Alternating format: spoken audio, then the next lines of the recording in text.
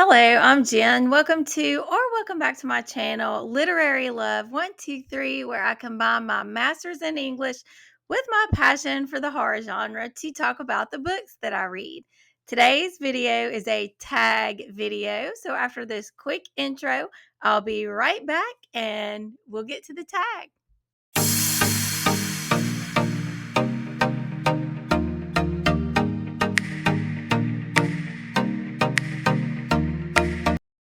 Today's tag is the Oh, the Places You'll Go tag. It is an original tag that was created by Gareth at Books, Songs, and Other Magic, and I will link Gareth's channel down in the description box below.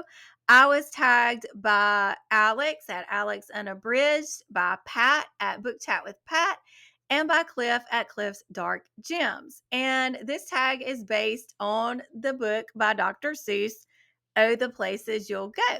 So let's get right into the tag. There are two parts to each prompt. One is a book prompt and the other is a life prompt. So I'll be doing all the book and all the life prompts, but there aren't too many, so it shouldn't take too long, hopefully. Okay, so the first prompt, which direction you choose. Book prompt, what's the first place you go to in a bookstore? Horror. If you didn't know, but you probably knew if you've been watching my channel, the horror section. And prompt number 2 for technically it's still part of the first prompt, but it's the life prompt part of which direction you choose.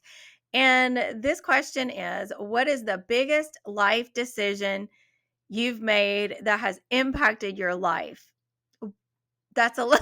I've made a lot that have impacted my life, but one of the biggest decisions that my husband and I made after we had 3 biological children was we chose to adopt a 4th child. And we adopted her from China, and we traveled to China to finish the adoption process in 2009. And that's definitely had a huge impact on our lives. All right, the second part, too smart to go down any not so good street. Book prompt, what did you used to read that you don't read anymore? Well, I'm not sure. I'd have to really think about this one quite a bit. So we'll just go on to the life prompt part of that. Sorry. Okay, life prompt. What have you learned as either as a hobby or an education that you value the most? I would say this goes with both for my, hobbies and for education, the value of books, the value of reading books written by all kinds of people from different walks of life, from different parts of the world. I feel that because I have read from so many different perspectives, that I have a greater empathy and understanding for cultures and regions different than my own. And that's been important to me, both as a way of writing when I was in grad school, writing from different perspectives and being able to critically analyze different text. And then in regular, just everyday life, interacting with other people, it's been important to understand different perspectives, depending on someone's circumstances and their location and the kind of background experiences that have shaped their lives. And I feel like this is a lesson that is very much lacking in a lot of society today. I know as a person who resides in the United States, I am definitely seeing the repercussions of what happens when someone hasn't read and someone hasn't thought about things from different points of view. And we'll just move on. Okay, so the next one is you'll be seeing great sights. Book prompt, pick a book with an attractive cover. Okay, you're going to tell me to pick just one book with an attractive cover. I picked 3, so I think, you should be proud of me because I did narrow it down 1, 2, 3. So the first one I want to share is my 50th anniversary edition of Carrie by Stephen King. So attractive. I mean, this cover is just gorgeous. It's shiny, it's fiery, right? All right. So the second book I want to share for this is my painted edition of Frankenstein by Mary Shelley. And you know, Frankenstein is not only one of my favorite classics, but one of my favorite books in general. So, this is a very treasured book for me. And then, lastly, I want to choose a book that I read just a couple of weeks ago, and that is The Lamb by Lucy Rose. So we have these lovely flowers, these berries, this meat of some sort or another. And then if you look closer, you see we have some teeth down here. So those are my 3 for attractive book covers. And the life prompt for this is, what is the most beautiful place that you've visited? I would have to say, if I'm talking about within the United States, one of the most, or the most beautiful place actually within the United States that I've visited is Acadia National Park in Maine. And traveling to other countries, the most beautiful places I ever visited would have been when my husband and I were in China to adopt our daughter. We had just the most wonderful, amazing opportunity to walk on the Great Wall. And then we also got to do a tour of the Forbidden City. And both of those are just absolutely beautiful, beautiful places. All right. So the next one, you'll be the best of the best. Book prompt. What do you feel confident that you know a lot about with regard to books? Feminist theory and the horror and gothic genres. All right. Let's see. What's the next one for this? Life prompt for you'll be the best of the best.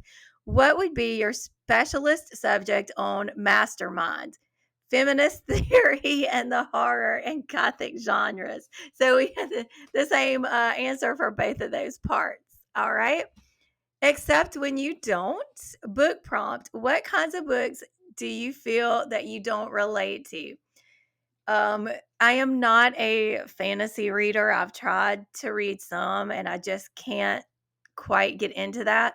I mean, I say that if it's a horror fantasy, I can get into that, but if we're talking, I guess, strictly fantasy, I can't really get into those. Romance books, I'm not I'm not too keen on. I tried. I actually have a horror reader reads romance vlog that I did last year.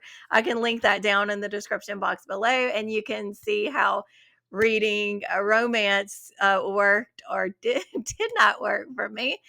And then there's a newer term called romanticy, and I definitely know that I would not really be able to get into those books. My best friend, she likes fantasy and romantasy and dark romance and stuff like that. So I've tried to read some to buddy read with her, and I have not really enjoyed most of my experiences, but she loves them. I know a lot of people do. So if that's your jam, I'm so happy because I'm just happy people are reading, right? All right. So then the life prompt for this one is, what is something and I know I'm looking down, but I'm reading to make sure I don't forget anything. What is something you've stopped doing or that you've given up on? Hmm. You know, that's a tough one too, something I've stopped doing. I don't necessarily think I've given up on something, but something I've stopped doing. I've I still struggle with this, but I've gotten so much better over the past several months of not comparing myself to other booktubers because I've been on booktube as a creator for a little over a year, and I sometimes compare myself, or used to. I'm better now, not perfect, but I struggled a lot more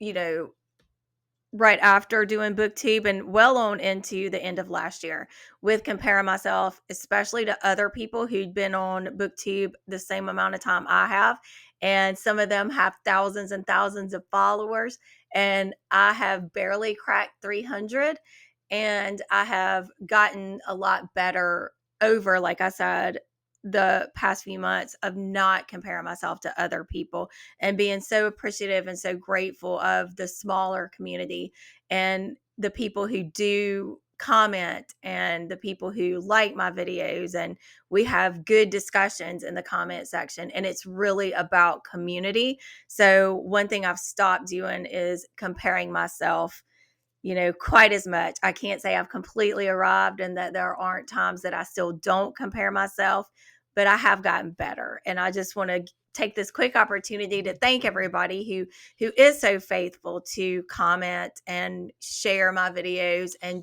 to have these discussions about the books that we love. All right, so the last prompt is the waiting place. And the book prompt for this is name a book you're excited to read that's on your TBR.